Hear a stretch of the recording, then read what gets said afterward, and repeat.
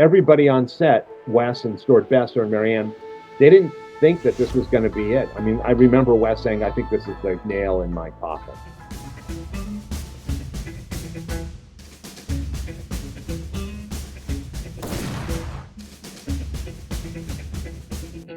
So yeah, so Predator was really interesting. It was great. I mean, when I worked at Stan's, I worked on Aliens, Invaders from Mars, Pumpkinhead, Predator, Monster Squad. Blah, blah, blah. I think that's it. Yeah, those were the jobs I got, which are amazing, meaty jobs. And working for Stan Winston was like a dream come true because I met Stan when I was 12 years old, and I found out where his shop was. I knew who he was from the Star Wars Holiday Special, which of course has become infamous. Yeah. And I went and knocked on. I backed up a box of shit. I took a look on a map, and Stan was 2 miles away from my house. And I walked to his shop, knocked on the door. He answered, let me in, looked at all my garbage. At that point, I really didn't have a portfolio. I had a scrap, I had like a drawing book, and I just glued photos into it. That's all I knew what to do. And had a little thing of like a mask or two and a little sculpture I did. And he invited me into the shop, and he kind of nurtured me all through my teenage years until I got out of high school. And I called him, as he said, call me when you graduate. And I called him and I graduated. And he said, okay, start tomorrow. Wow. And he lived up to his promise. He really was a father figure for all of us, and always kind. If we had to work on a Saturday or Sunday, which we did, Stan was right there. He would always be there with us. It wasn't like, you guys work, I'm taking the weekend off. If we were working, he was working. He really instilled really great leadership qualities into our brains. And that's when, we started K&B. I thought about all the things I want to do and all the things I don't want to do. And so many of the things I want to do came from learning from Stan Winston as a business person and as a leader. And he was a great leader. I adored Stan. He was always kind to me, and also honest. I built something, well, I co-built something on Pumpkinhead that ended up not working that well. That aspect wasn't my fault, but I still took the fall and took the blame for it. And on set, Stan's like, don't ever come to set with anything like this ever again. And I went, yes, Stan, I understand. You are correct. I'm so sorry. It will never happen again. Yeah. I went back to the shop and then, bitched out the person whose fault it was. And I'm like, I just took the fall for you. Your shit fell apart on set. Stan barked at me in front of everybody. And I was like, but I understood and I was good. That was business. And, after that, there was no issue. And once it, and that taught me also a lesson. So don't trust anybody.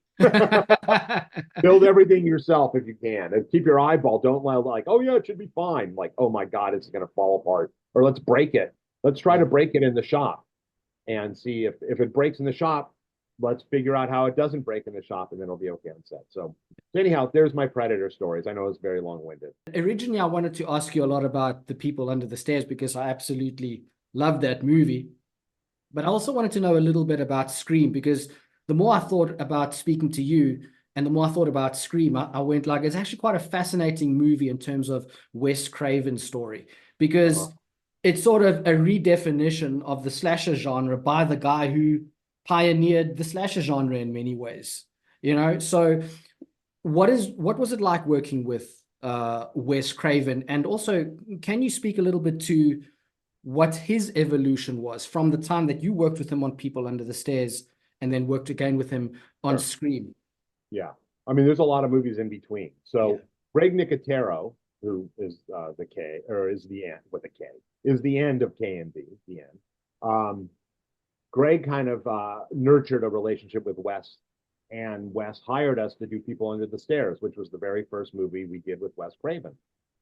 And it was really, really wonderful. Stuart Besser, might have been Stuart Besser, who was the producer who brought us on and introduced us. But we had Marianne Maddalena, who was wonderful and still friends with her. But Greg was really the mastermind and supervisor of People Under the Stairs, and kind of came up with a way to do things. This is what we want the makeup to look like. I remember we had Mark Matry and Earl Ellis sculpting a lot of the stuff, and they also went to set and did a lot of the application. I went to set. I didn't go to set that often. I think I went to set a couple times on that show to do some makeups. because we were shy, some makeup artists. And I just remember it was all nights, which I hate, downtown LA, which I hate. So it had all the things I don't like. And even as a young guy, I was like, I hate nights so much. Um, but it was cool, and Wes was awesome, and he kind of let us just kind of go and trusted us. And then, he kept calling us over and over again. We did, multiple movies with Wes Craven, and it was always a joy. He was such a nice guy, very intelligent, uh, very dry sense of humor.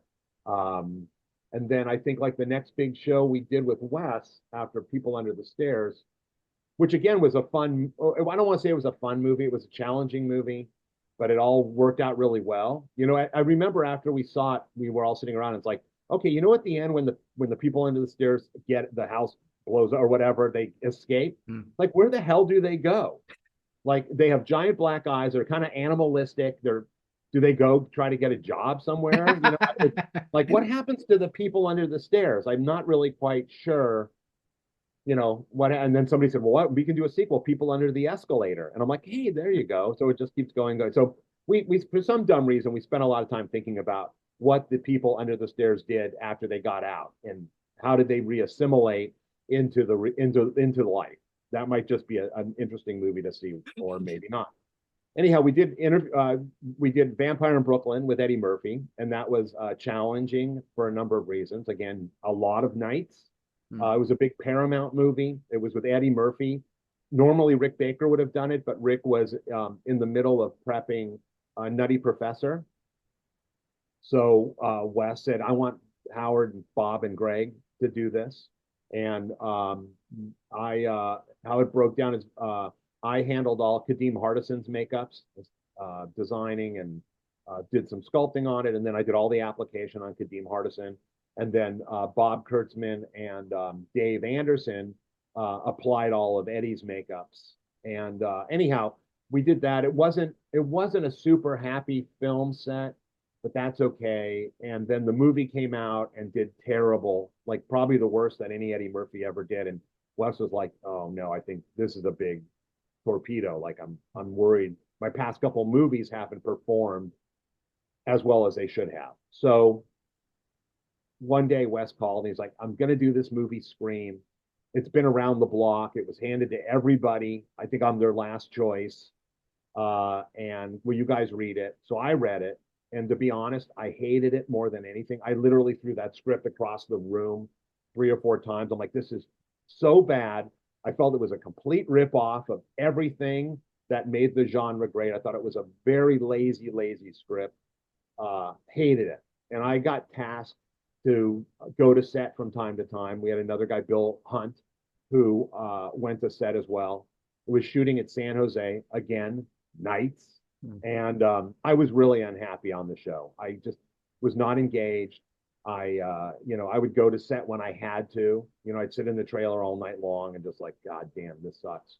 And go to set when stuff came up. And, everybody on set, Wes and Stuart Besser and Marianne, they didn't think that this was going to be it. I mean, I remember Wes saying, I think this is the nail in my coffin, the final nail in the coffin. And I'm like, yeah, I don't know. And I looked at Stuart Besser one night. It was the night we shot Killing Rose McGowan in the door crush thing, because we had built a puppet of Rose. And I looked at Stuart and I was like, dude, I don't know about this movie. He's like, oh yeah, I have no clue. I don't know. I said, I don't get the movie. I don't understand it. Anyhow, this is an example of when you think something's not going to work, and it does.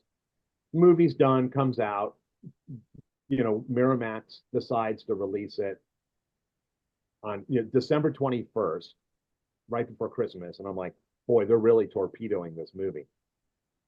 It does okay. And then the second week, it does better. And the third week, it does really well. I go see it, and I'm like, holy shit, Wes made a great movie out of this kind of crap script, And it was a matter of his casting choices were great.